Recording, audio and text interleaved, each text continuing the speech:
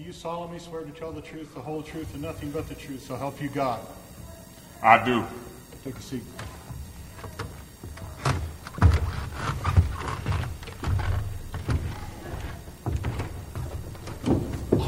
Tom, are you acquainted with Mayella Violet Ewell? Yes, sir.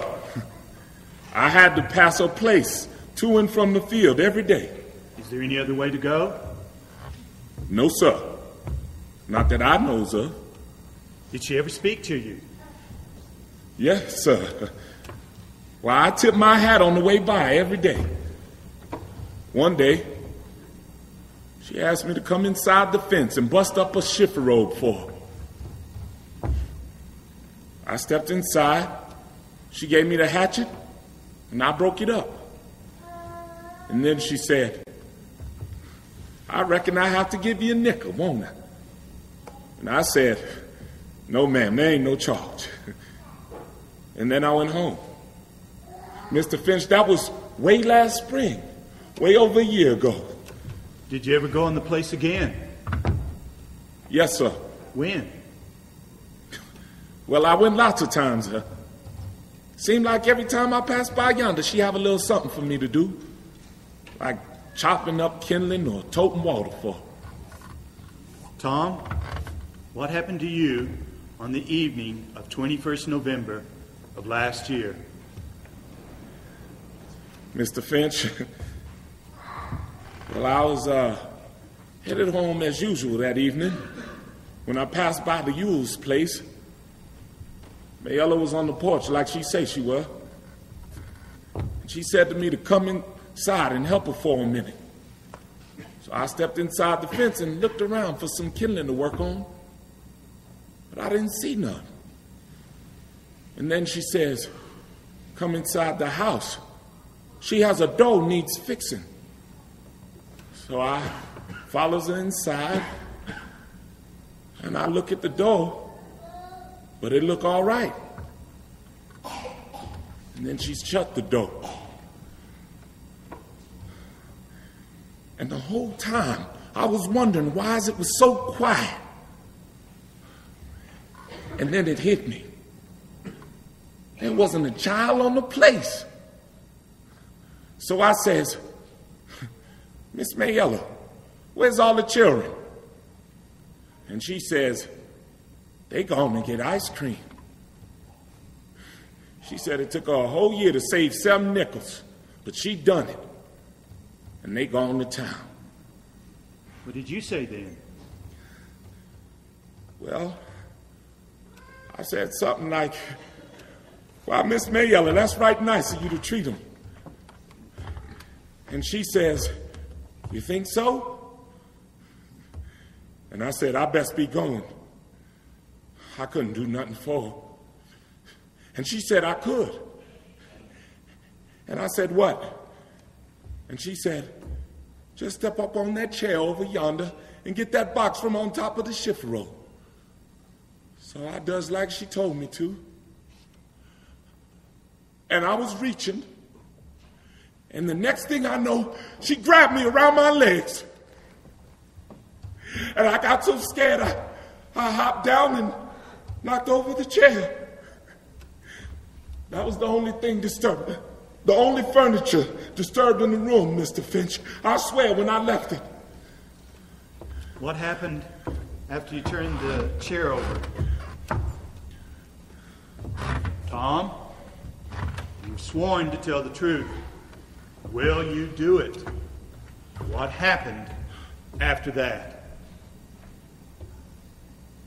Mr. Finch, I hopped down off that chair and I turned around and she sort of jumped on me. She hugged me around my waist and she reached up and she kissed me on my face. She said she never kissed a grown man before. She might as well kiss a Negro. She said what her papa do to her don't count. And she says for me to kiss her back. And I say, Miss Mayella, you let me out of here. And I tried to run. I didn't want to hurt her, Mr. Fitch. And I say, you let me pass. And just when I say that, Mr. Yule yonder holler from the window. What did he say? Something not fitting to say. Not fitting for all these folks and all these children in here. What did he say, Tom? You must tell the jury what he said. He said, you damn whore, I'll kill you.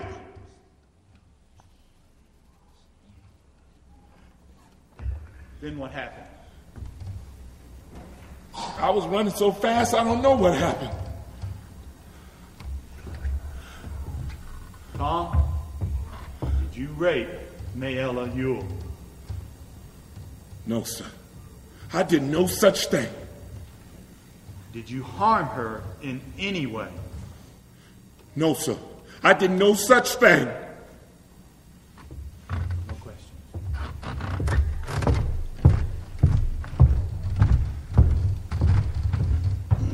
Robinson, y'all pretty good at chopping kindling, toting water, busting up shiffer robes with one arm, aren't you? Strong enough to choke the breath out of a young woman and sling her to the floor? No, sir, I never done that. But you're strong enough to. I reckon so, sir. Mighty polite to do all this woman's chores, aren't you, boy? I was just trying to help her out, sir. Now, what I can't understand is with your own wife and children waiting for you at home, and all the work you have to do around your own place, why are you so all-fired anxious to do this woman's chores? Seemed like she ain't had nobody to help her, sir. Like I said, she... With Mr. Ewell and 7 children on the place, you're telling me that you did all that chopping, all that work out of the goodness of your own heart. You are a mighty fine fella, seems to me, boy. With things as hard as they are, you did all that work for not one penny? I felt right sorry for her, sir. She's... You felt sorry for her? A white woman. You felt sorry for her.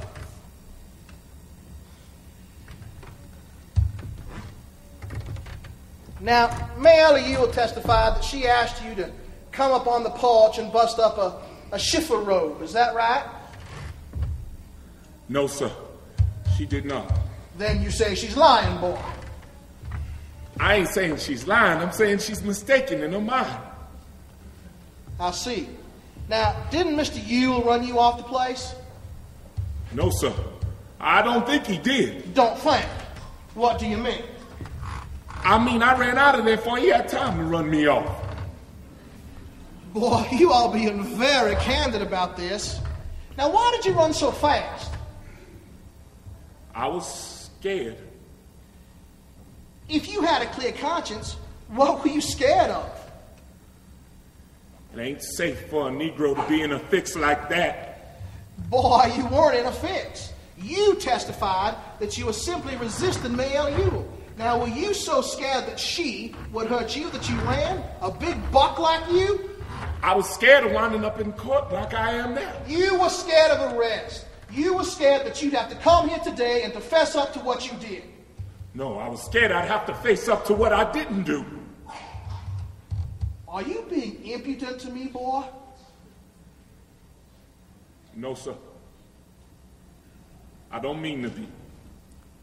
This is as much as I heard because Jim made me take Dill out.